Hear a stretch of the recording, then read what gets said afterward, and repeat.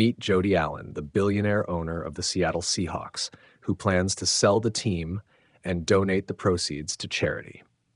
As confetti fell inside Levi's stadium and the Seattle Seahawks celebrated a dominant 29-13 victory over the New England Patriots in Super Bowl LX, one of the most striking images of the night came not from the field, but from the podium.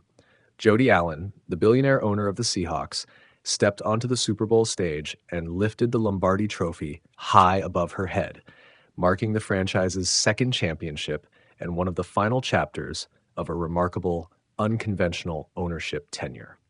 For Allen, that moment was not just the culmination of a championship season. It may also have been her last appearance as the Seahawks owner on football's biggest stage. According to sources who spoke with ESPN, the team is expected to be sold in the near future, making Allen's Super Bowl celebration both triumphant and symbolic, a closing act for one of the most unusual figures in American sports ownership. At 67 years old, Jody Allen occupies a role few others in professional sports can claim. She is not a founder, not a self-made billionaire through athletics or entertainment, and not an owner driven by ego or visibility. Instead, she is a steward, entrusted with overseeing one of the largest private fortunes in American history and carrying out a philanthropic vision laid out by her late brother, Microsoft co-founder Paul Allen. Paul Allen purchased the Seahawks in 1997 for $197 million, a move that saved the franchise from relocation and anchored it permanently in Seattle. Over the next 2 decades, he transformed the organization into one of the NFL's model franchises, highlighted by a Super Bowl XL18 championship and sustained competitiveness. When Paul Allen died in 2018 after a battle with non-Hodgkin's lymphoma, he left behind an estate worth roughly $20 billion, no spouse, no children, and a will that made his intentions unmistakably clear. Ownership of the Seahawks, the NBA's Portland Trail Blazers, and a significant stake in the Seattle Sounders transferred to Jody Allen, who was named chair and trustee of the Paul Allen estate. Her responsibility was not to hold these assets indefinitely, but to manage them responsibly, maximize their value, and ultimately sell them to fund long-term charitable efforts. That mandate has shaped every major decision Allen has made since stepping into the role. Despite standing in front of more than 120 million Super Bowl viewers on Sunday night, Jody Allen remains deeply private. Unlike many billionaire owners, she avoids interviews, rarely seeks public attention, and almost never inserts herself into the spotlight. Her focus, instead, has been on governance, continuity, and philanthropy. Through Allen Family Philanthropies, formerly the Paul G. Allen Family Foundation, Jody Allen has overseen more than $1 billion in charitable giving since co-founding the organization with her brother in 1988. The foundation's work spans education, scientific research, environmental conservation, and the arts, with a particular emphasis on initiatives rooted in the Pacific Northwest. In just the past year, Allen's philanthropic efforts have accelerated. The organization committed $8 million to national conservation projects, supporting groups such as the Nature Conservancy and the International Fund for Animal Welfare. In Seattle alone, nearly $7 million was donated to nonprofits dedicated to supporting emerging artists, reinforcing Allen's long-standing belief that cultural investment is essential to a city's vitality. Her involvement extends beyond writing checks. Allen has served in leadership roles across several institutions founded alongside her brother. She is a founding director of Seattle's Museum of Pop Culture, a landmark institution celebrating music, science fiction, and innovation. She is also the co-founder and chair of the Allen Institute, a bioscience research nonprofit that has become a global leader in neuroscience, cell science, and artificial intelligence-driven biology. Yet despite her philanthropic focus, Allen has never treated the Seahawks or Trailblazers as passive assets. From the moment she assumed ownership responsibilities, Allen made it clear that competitive excellence remained a priority. She retained experienced executives, invested in infrastructure, and allowed football operations to function without interference, trusting professionals to do their jobs.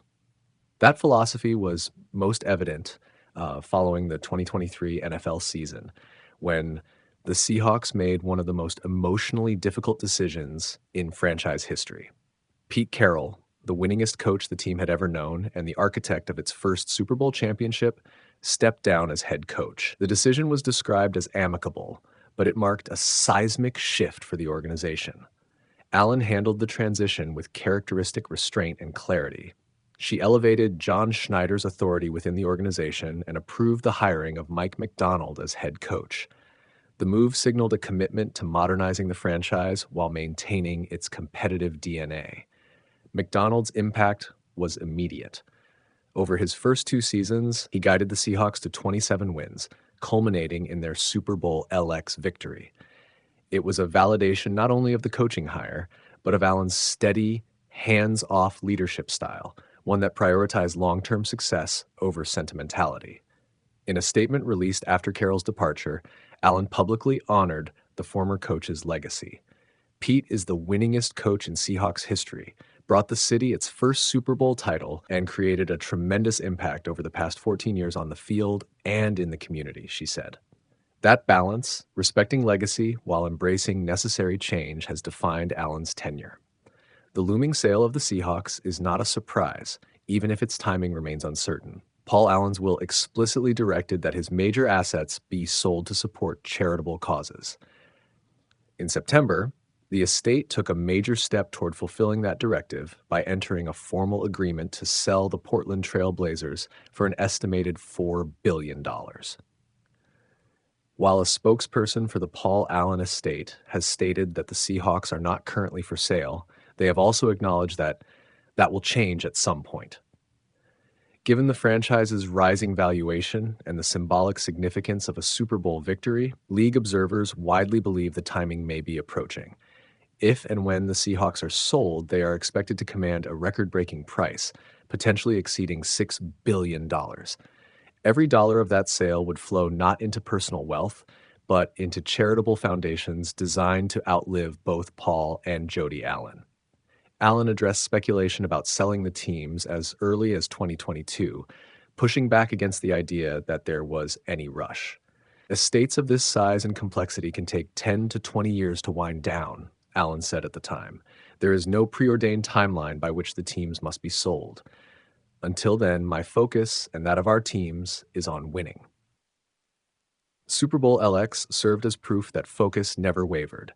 Jody Allen's legacy as an owner will not be defined by splashy quotes, personal branding, or front office theatrics. Instead, it will be defined by stewardship of a franchise like of a city's sporting identity and of a philanthropic mission far larger than football. Her Super Bowl appearance may well be her last, but it was fitting. The Seahawks reached the sports summit under her watch, not through excess or ego, but through stability, patience, and trust. And when she eventually steps away, the proceeds from the team's sale will ripple far beyond the NFL, funding causes that reflect the values she and her brother shared long before football ever entered the picture. In an era where sports ownership often centers on power and permanence, Jody Allen stands apart. She came not to own forever, but to guide, to win, and ultimately, to give it all away.